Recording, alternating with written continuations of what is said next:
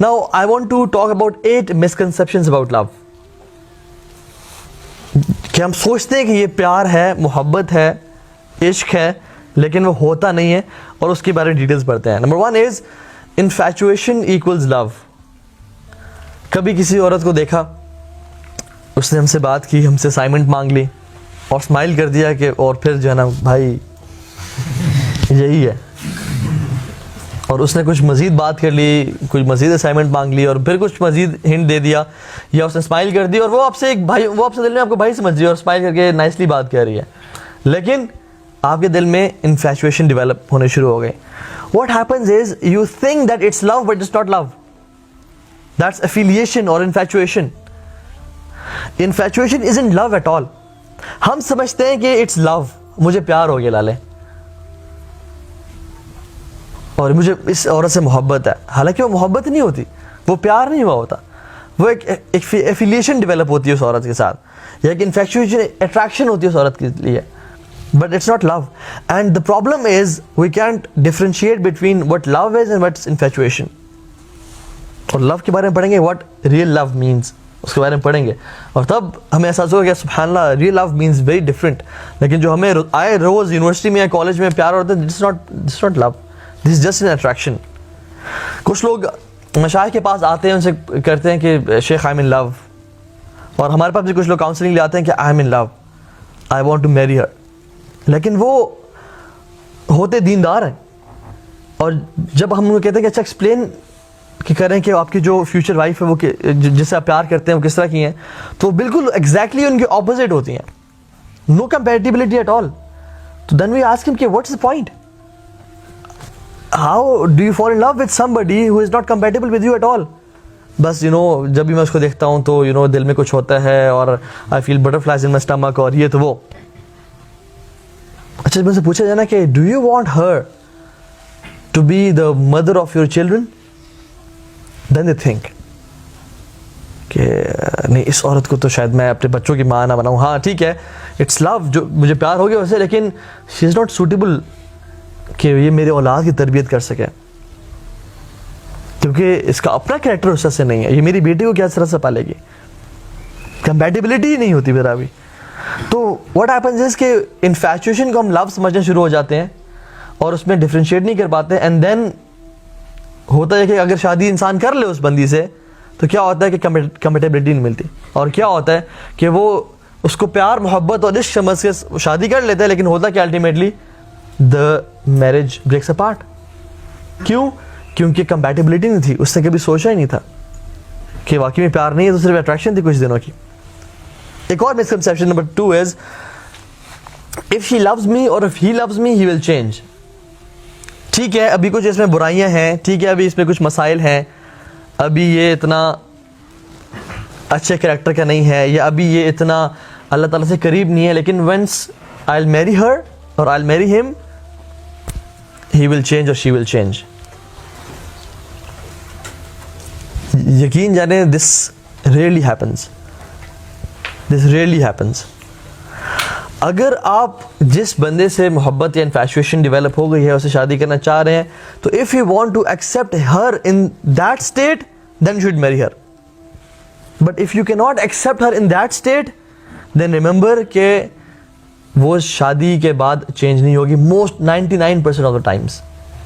हाँ, जो honeymoon period है, जो कि पहले 4-5 महीने का होता है, उसमें कर्टसी और प्यार मोहब्बत में बहुत सारी चीज़ें हो रही होती हैं, लेकिन after some time they never change.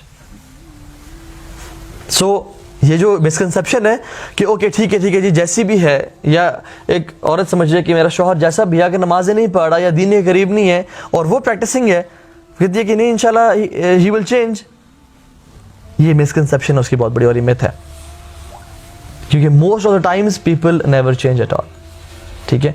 और तीसरा मिसकंसेप्शन वही है कि माई स्पाउस विल कंप्लीट मी. मेरी जो बंदी है, ऑल्दो मैं अल्लाह ताला से दूर हूँ, ऑल्दो मेरा इतना अच्छा रिलेशन नहीं है, लेकिन when she will come, she is so practicing, she will complete my दीन, and we call her the better half.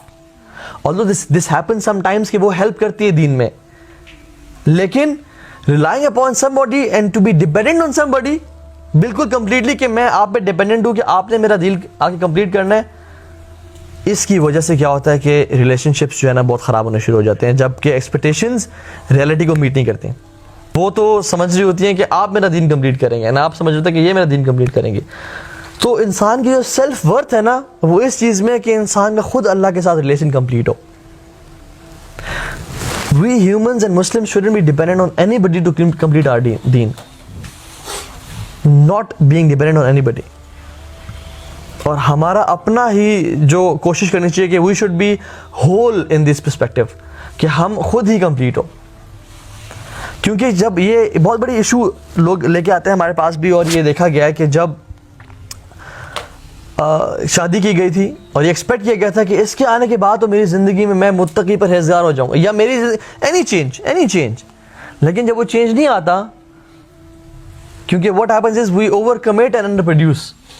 हर चीज़ में, बिजनेसेस में भी, कमिटमेंट्स में भी और शादी में भी, we commit so many things and we don't produce at all. तो जब अगला बंदा भी लैग कर रहा होता है तो बंदा कहता है मैं तो समझता कि आप मुझे तहज्जुद पे उठाएंगी, लेकिन आपकी फजर लेट हो रही है, ये मैं तो समझता कि आप इस तरह की होंगी। You know what happens is, निकाह से पहले when ever you, for example या निकाह हो गया आपका, ठीक है, या निकाह से पहले एक हराम रिलेशनशिप था, उसमें whenever you meet her, she is the best version of herself. हर स्टेटमेंट सोच समझ के बोला जाएगा, हर वर्ड बड़े नाप तोल के बोला जाएगा। You will where the best of clothes, the best of perfume, और बेहतरीन, और अपना बेस्ट वर्जन इंसान दिखाता है अगले बंदे को कि दिस इज मी। लेकिन व्हाट हैपेंस इज, शादी के बाद जब रात इकट्ठे गुजरती हैं और जब दिन इकट्ठे गुजरते हैं तो पता चलता है अच्छा यार ये शख्स तो, उसको गुस्सा भी आता है, ये तो गुस्से में दीवाना हो जाता है, या ये औरत गुस्से में तो अपने पे कंट्रोल नहीं कर पाती, या ये तो इतनी बुरा ट्रीटमेंट भी करती है कभी कभी, और ये तो वो नहीं है जो मेकअप में इसको मैं देखा करता था। तो expectations do not meet reality sometimes, ठीक है। तो this is what happens is कि हमेशा अपने रिलेशन अल्लाह ताला के साथ, या जो भी चीज़ आप चाहते हैं ना, कि do not be dependent on your spouse in any way shape और फॉर्म, चाहे दीनी एक्सपेक्टेशंस हो, चाहे दुनियावी हो, चाहे जिस तरह से भी हो। You should be whole in every perspective. वो आके ज़िंदगी में, लाइफ में वैल्यूज़ ऐड करे, अल्हम्दुलिल्लाह, लेकिन अगर वो ना कर सके तो the marriage shouldn't fall apart. लेकिन हमारे यहाँ होता क्या है कि हम कहते हैं कि अच्छा ये नहीं हो, वो नहीं हो, तुम तो ऐसी हो, तुम तो वैसी हो, ख़त्म जी, आज के बाद हमारी ख़त्म, हम I think we not made for each other. ये जो हमारा आजकल प्यार मोहब्बत चल रहा है, कैसा चल रहा है कि किसी से प्यार मोहब्बत, अच्छा जी I want to propose you, उसने कहा हाँ यस ठीक है जी, और वो जो है ना मोहब्बत हुई और अपने फेसबुक पे लगा दिया इन अ रिलेशनशिप। लोग कहते हैं यार लाइफ है तेरी और मुबारक हो, 3 महीने बाद इट्स कॉम्प्लिकेटेड, और फिर 6 महीने बाद या साल बाद सिंगल, रेडी टू मिंगल। तो this is what happens is, हमारा मैच्योरिटी लेवल इतना जो है गिर गया। इसी तरह से एक और चीज ये सोचना कि there is one soulmate just created for me is a misconception. This is the 4th misconception, कि मेरे लिए एक परफेक्ट, मेरी नेचर के मुताबिक शख्स बनाया गया है, जो कि बना ही मेरे लिए, और वो शख्स है जो कि एग्जैक्टली मेरी नीड्स को फुलफिल करेगा। मैं कुछ सोच रहा हूँगा तो वो समझ जाएगा,